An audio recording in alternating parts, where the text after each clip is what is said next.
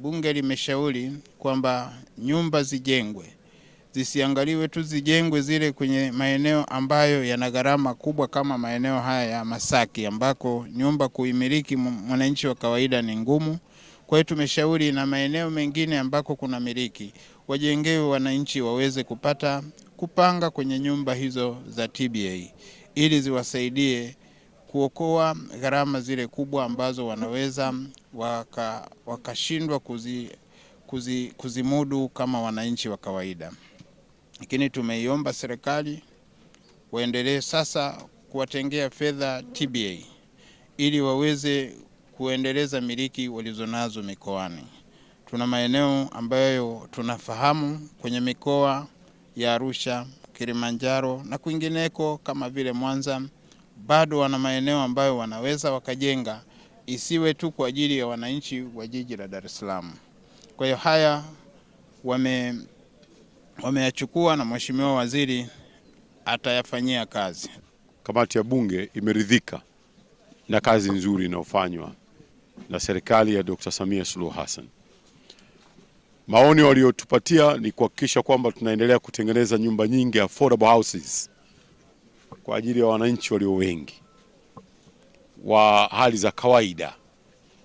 Na sisi tumechukua, na bahati njema sana hapa karibuni tunao mradi wetu ambao ni maelekezo ya Mheshimiwa Rais Dr. Samia Suluhu Hassan ya kuweza kutengeneza nyumba zinazoweza kusaidia watu wa hali ya kawaida.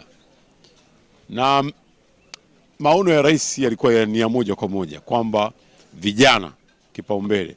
Kwa hiyo tuliwapa kazi watumishi wetu TBA wafanye utafiti. Unaposema vijana ni kundi kubwa sana, lakini tunalenga wepi. Tunazo nyumba pale Temeke ziko jumla ya units 174. Tutakwenda kuzikagua hapa karibuni, ziko kwenye hatua nzuri. Maelekezo ni kwamba hizi nyumba ni za bei nafuu kabisa, ambao tunalenga yale makundi ya vijana wale ambao unajua wanapotafuta majumba upata tabu sana, na wakati mwingine wanaingia kwenye mitihani mbalimbali. Kwa hivyo kazi hiyo imeanza na tunategemea na kutarajia tutaendelea kuweka nguvu ili kazi hiyo ifanyike na iwapate Watanzania wahitaji walio wengi, sio tu Dar es Salaam, lakini na majiji mengine kama Mwanza,